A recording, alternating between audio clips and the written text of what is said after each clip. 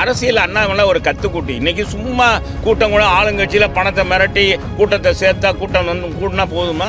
வாக்கு பெட்டியை திறந்த பிறகு தான், வாக்கு சீட்டை பார்த்த பிறகு தான் பிஜேபிக்கு தமிழக மக்கள் எவ்வளவு தூரம் ஆப்பு வச்சிருக்காங்க அப்படின்றது தெரியும். தனிப்பட்ட முறையில் நீங்கள் வாங்க, பிஜேபி கூட்டணியோடு வரக்கூடாது சொன்னாங்க. நீங்கள் ஊடகங்கள்லாம் அதை போட்டு அதிமுகவுக்கு எதிர்ப்பு, இஸ்லாமியர் நுழைய விடவில்லை அப்படின்லாம் ஹெட்டிங் நியூஸ் போட்டேன். அவருக்கு நாங்கள் துணை போவோமா? ஏன்னா நாங்கள் அவளை இழிபிறவியா? புரட்சி தலைவர் அம்மாவுடைய தொண்டர்கள் நாங்கள். விஜயுடைய ரசிகர்கள் பெரும்பாதி என்ன எங்கே இருந்தாங்கன்னா திமுகவுக்கு வாக்களித்தது. அது ஒரு கோபம் அவங்களுக்கு. கோபங்களில் திமுகவுக்கு ஒரு கோபம். கம்யூனிஸ்ட் சொல்லியிருக்கு, அதே கம்யூனிஸ்ட் இங்கே நிற்கிது. அந்த கம்யூனிஸ்ட் காங்கிரஸ்காரங்க ஆதரிப்பாங்களா? சோத்துல உப்பு போட்டுருவங்க ஆதரிப்பாங்களா? ஐயா, இந்த தேர்தல் பத்திரம் விவகாரத்தில் இப்போ வர்ற முடிவுகள்லாம் பார்த்தோம்னா எல்லாமே மத்திய இடி ரெய்டு, இன்கம் டாக்ஸ் ரெய்டு நடத்திருக்கிறாங்களோ இந்த கம்பெனி தான் நிறைய பணம் கொடுத்து. ஆமாம், மறைமுகமாக மிரட்டி வாங்கப்பட்ட பணம்னு நினைக்கிறீங்க? எல்லாரும் என்ன நினைக்கிறாங்க அதைத்தான் நம்மளும் நினைக்க. இப்போ நீங்கள் என்ன நினைக்கிறீங்களோ அதைத்தான் நாங்கள் மட்டும் வித்தியாசமாக நினைக்க முடியுமா? ஏன்னா அதுவும் இன்னைக்கு உச்சநீதிமன்றம் சொல்லிடுச்சு, அந்த நம்பர்கள்லாம் எந்தெந்த கம்பெனி என்ன ஏது என்பதை எல்லாம் விவரமாக கொடுக்கணும் அப்படின்னு சொல்லியிருக்காங்க. கொடுத்துருக்காங்க. இருந்தாலும் ஆதென்டிகேட்டாக கொடுக்கணும். உச்சநீதிமன்றம் நேற்று வேற கோடிட்டு காமிச்சாங்க. மாநில கட்சிகளும் பயனடைஞ்சிருக்குன்னு சொல்லி சொல்றாரு. யாரு? அமித்ஷா. ஆமாம், மாநில கட்சி பயனடைஞ்சுன்னா அந்த எந்த கட்சி பயனடைஞ்சதுன்னு தானே பார்க்கறது அப்படித்தானே. அதனால் மத்திய அரசை பொறுத்தளவுக்கு அவங்க ஒன்றும் பாரதிய ஜனதா ஒரு பெரிய பணம் இல்லாமல் மக்களை சந்திக்க நாங்கள் தயார்னு சொல்கிறதெல்லாம் சும்மா வெளிவசம் தான் என்பது நமக்கு நன்றாக தெரிகிறது. இந்த ஏர்போர்ட்டில் அண்ணாமலை பேசுகிறப்ப இந்த போதைப் பொருள்லாம் பிஜேபி ஆளுகின்ற மாநிலங்களே பிடிச்சிருக்கிறாங்கன்னு எடப்பாடியார் சொல்லியிருக்காரு. ஆமாம், அதுக்கு இவர் என்ன சொல்கிறாரு? அவர் தெரியாமல் அறவேக்காடு தனமாக பேசுகிறாரு எடப்பாடி. பதில் போட்டு அறவேக்காடு பொதுவாக தமிழ்நாட்டில் ஒரு அறவேக்காடு யாருன்னு கேட்டால் எல்லாருக்குமே தெரியும். அண்ணாமலை தான் அறவேக்காடு. இருக்கிறதுலே அறவேக்காடு யாருன்னா அரசியலில் ஒரு ஆளுங்கட்சி, மத்தியில் ஆளுகிற கட்சியினுடைய தலைவர், மாநில கட்சியினுடைய தலைவர் என்ற மம்மதையில் அவர் யார் மறைந்த தலைவர்களை குறைவாக மதிப்பிடுவது, மதிக்காதது, இதெல்லாம் பார்த்தா அவருடைய நிலைப்பாடெல்லாம் பார்த்தா உண்மையிலே ஒரு அறவேக்காட்டுத்தனமாக பண்ணுறவர் அண்ணாமலை தான். அவர் போய் எங்கள் பொதுச் செயலாளர் சொல்கிறாருன்னா இதை காட்டிலும் ஒரு இருக்கா? நேற்று வரைக்கும் உனக்கு என்ன தெரியும்? அரசியல்னா நீ கத்துக்குட்டி. அரசியல் அண்ணாமலை ஒரு கத்துக்குட்டி. இன்றைக்கி சும்மா கூட்டம் கூட ஆளுங்கட்சியில் பணத்தை மிரட்டி கூட்டத்தை சேர்த்தா கூட்டம் வந்து கூட்டினா போதுமா? இது எப்போவுமே இருக்கிறது தான். தேர்தலில் நான் சொல்லி முடிச்சுக்கிறேன். தேர்தல் முடிஞ்ச பிறகு தான், வாக்கு பெட்டியை திறந்த பிறகு தான், வாக்கு சீட்டை பார்த்த பிறகு தான் பிஜேபிக்கு தமிழக மக்கள் எவ்வளவு தூரம் ஆப்பு வச்சிருக்காங்க அப்படின்றது தெரியும். அப்போ அதுக்கு பிறகு அண்ணாமலை இருப்பாரா தொடர்வாரான்றது அப்புறமா தெரியும்.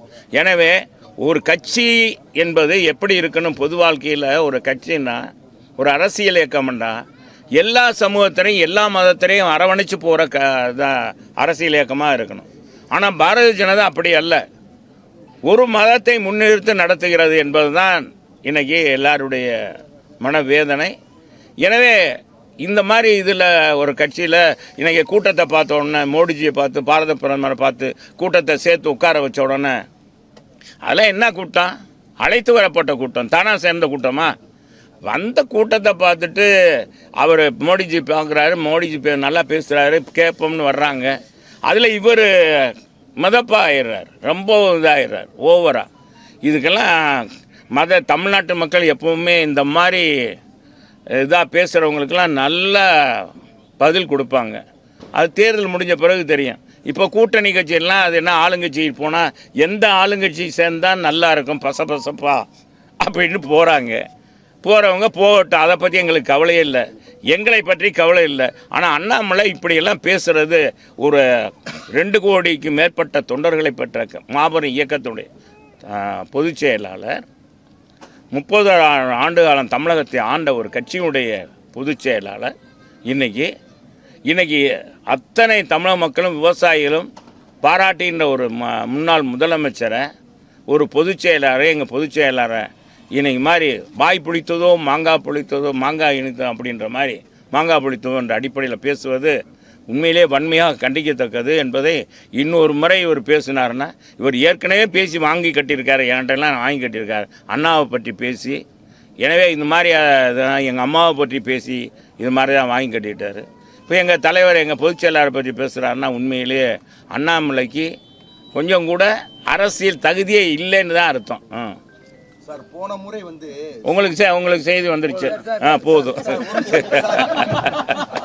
உங்களுக்கு எதிர்பார்த்தது மீண்டும் சு வெங்கடேசன் வந்து வேட்பாளர் அறிவிக்கப்பட்டிருக்கிறாரு. போன முறை அறிவிச்சிட்டாங்களா? ஆமா அறிவிச்சிட்டாங்க. மீண்டும் சு வெங்கடேசன் வேட்பாளர் அறிவிச்சிருக்காங்க. போன மட்டும் அதிமுகவுடைய வேட்பாளர் தோத்ததற்கான முக்கிய காரணம் இங்க இருக்கிற முக்கிய நிர்வாகிகள் யாரும் ஒத்துழைப்பு தரல, அதனாலதான் தோத்தாங்கன்றது. யார் சொன்னா? மக்கள் எல்லாம் உங்க தொண்டர்கள் எல்லாம் எங்கள்கிட்ட சொன்னாங்க. அப்படியெல்லாம் உங்களோட அதுல மதிவான போட்டு நான் சொல்றேன் கேளப்பா. மதிவான போட்டு போய் சொன்ன யாரோ ஒருத்தர் சொல்லியிருப்பார் அவரை பத்தி இல்ல. இந்த சொல்ற கேளு தலைவா. போன முறை எல்லாம் ஒத்துழைப்படும். என்ன எவ்வளவு ஓட்டு வித்தியாசம்? நாடாளுமன்ற தேர்தலில் சு வெங்கடேசங்க எங்களுக்கு எவ்வளோ ஓட்டு வித்தியாசம்? 1.4 லட்சம் ஓட்டு, 1,40,000 1.4 லட்சம் ஓட்டு தான் வித்தியாசம். என்னங்க என்ன மதிவான அது ஒத்துக்கிறியா? அப்போ எங்களை யார் எதிர்த்தா? இஸ்லாமியர்கள் போகவே முடியல. நாங்கள் பள்ளிவாசலுக்கு போகிறோம், கூட்டிகிட்டு போனோம், முதல்ல போனோம். நாங்கள் தான் அன்னைக்கு எங்கள் சட்டமன்ற உறுப்பினராக இருந்த இன்னைக்கு புறநகர் கிழக்கு மாவட்ட செயலாளர், மேயர், வடக்கு தொகுதியினுடைய சட்டமன்ற உறுப்பினர், அவர் தான் ஃபேவர் பிளாக் போட்டிருக்காரு அந்த பள்ளிவாசலுக்கு. போனதுக்கு என்ன, உடனே வரக்கூடாது, தனிப்பட்ட முறையில் நீங்கள் வாங்க, பிஜேபி கூட்டணியோடு வரக்கூடாது சொன்னாங்க. நீ ஊடகங்கள்லாம் அதை போட்டு அதிமுகவுக்கு எதிர்ப்பு, இஸ்லாமியர் நுழைய விடவில்லை அப்படின்லாம் ஹெட்டிங் நியூஸ் போட்டீங்களா? போடலையா? ஏன்னா அதுக்கும் தலையாமாவா? அந்த மாதிரி கிறிஸ்தவர்கள், சிறுபான்மையினர், இந்த மாதிரி இயக்கங்கள்லாம், இந்த மாதிரி சமுதாயம்லாம் என்னாச்சு, எங்களை வந்து பாரதிய ஜனதா வந்து ஆதரித்ததுனால தான் எங்களுக்கு சிறுபான்மை ஓட்டு மக்கள் தமிழ்நாட்டு, அதுவும் மதுரையில் இருக்கிற பெரும்பான்மையான மக்கள் வாழ்கிற அந்த நாடாளுமன்ற தொகுதியில் எங்களுக்கு ஓட்டு உழுகாததுக்கு காரணம் வேறு எந்த காரணமும் இல்லை. கழக தொண்டர்கள் அருமையாக வேலை பார்த்தார்கள். எங்களுடைய பொதுச் செயலாளர் அருமையாக பம்பரம் போல் வாக்கு சேகரித்தார். கூட்டம் கடலென திரண்டது. எல்லாரும் நல்லா தான் வேலை பார்த்தான். இந்த இதனால தான் இப்போ அப்படி இல்லை. நாங்கள் எதுக்குறோன்றது இஸ்லாமியர்களே இன்னைக்கு எங்களுக்கு பக்கம் இருக்காங்க, சிறுபான்மை எங்கள் பக்கம் இருக்காங்க. இந்த வாக்குகளை எப்படியாச்சும் இப்போ திமுகவுக்கு விழுகிற வாக்கு எங்களுக்கு விழுந்துரும் அப்படின்றதுனால தான் இன்றைக்கி என்ன சொல்கிறாங்க, எங்களை நாங்கள் பிஜேபிக்கு துணை போகிறோம். எப்படி பாருங்கள், அண்ணாமலை என்னன்னா எங்கள் தலைவரை இழிவாக பேசுகிறாரு. அவருக்கு நாங்கள் துணை போவோமா? ஏன்னா நாங்கள் அவளை இழி பிறவியா? புரட்சி தலைவர் அம்மாவுடைய தொண்டர்கள் நாங்கள். எங்களுக்கு ஈடு இணையாக இது இல்லை. குண்டவே தொண்டையில் வச்சு நாங்கள் வாழ்ந்த தலைவனுடைய பரம்பரைப்பா நாங்கள். எங்களை போய் இப்படிலாம் இது திமுகவே என்னாச்சு, இன்னைக்கு பயந்து போயிருக்காங்க. சிறுபான்மை மக்கள் இன்றைக்கு முழுக்க அதிமுகவுக்கு வாக்களித்துருவாங்க. நம்ம ஒன்றுமே செய்யலையே இந்த 3 ஆண்டுகளில் கொடுத்த வாக்குறுதி நேரத்தில். அது ரெண்டாவது மதிவான உனக்கு தான் அரசு ஊழியர்கள், ஆசிரியர்கள், நீ இதா மாதிரி கேள்வி முன்னால் உட்காந்துட்டு ஏதாச்சும் அறிவுபூர்வமான கேள்வி கேட்குற மாதிரி கேட்கக்கூடாது. அரசு ஊழியர்கள் போனதை சொல்கிற கேளு. தொண்டர்கள் எத்தனை தொண்டர்கள் சொன்னாங்க, சொல்கிற கேளு தலைவன். அரசு ஊழியர் எதிர்ப்பு, அரசு ஊழியர் எதிர்பார்த்தாங்க. நம்ம முதல்வரை எதிர்பார்த்தாங்க. வந்திருக்காரு, வருவார், அவருக்கு நம்ம வாக்களிக்கணும், திமுக வாக்களிக்கணும். அரசு ஊழியர்கள், ஆசிரியர்கள், அங்கன்வாடி பணியாளர்கள், எல்லாம் சத்துணவு பணியாளர், இத்தனை பேருடைய வாக்குகளும் இன்றைக்கி எல்லாரும் களத்தில் இறங்கி போராடிட்டு இருக்காங்க. அவங்களுக்கு ஒன்றுமே செய்யலை. அவங்களுக்கு அல்வா கொடுத்துருச்சு இந்த அரசு, திமுக அரசு. எனவே அந்த மக்கள்லாம் இன்றைக்கி அதிமுகவுக்கு, எடப்பாடியார் தலைமையில் இருக்க அதிமுக வாக்களித்துருவாங்கன்ற அடிப்படையில் தான் இன்றைக்கி என்னன்னா, இன்றைக்கி இவர் பேசுகிறாரு, யார் முதலமைச்சரே எங்கள் அதிமுகவை இதாக பேசுகிறார், பிஜேபிக்கு நாங்கள் பிடி மாசியார்ன்றார். அங்கே இருக்கிற தலைவர் என்னன்னா, அவன் இருக்கிற கடுப்பில் நம்ம கூப்பிட்டு வரலையே அப்படின்ட்டு, இந்த மாதிரி எப்படி கூட்டணிக்கு கூப்பிட்டமே வரமாட்டேன்றாங்களே அப்படின்ட்டு இன்னும் அவர் என்னன்னா எங்கள் இழிவாக பேசுகிறார். இதெல்லாம் மக்கள் பார்த்துட்டு தான் இருக்காங்க. என்ன மாதிரி பார்த்துட்டு தானே இருக்காங்க. அப்படி பார்த்துட்டு தான் இருக்காங்க. மக்களுக்கு தெரியும் யார் நமக்கான கட்சி. இந்த அதிமுக தாங்க. ஜாதி மதம் எதுவுமே பார்க்காத கட்சிங்க இது.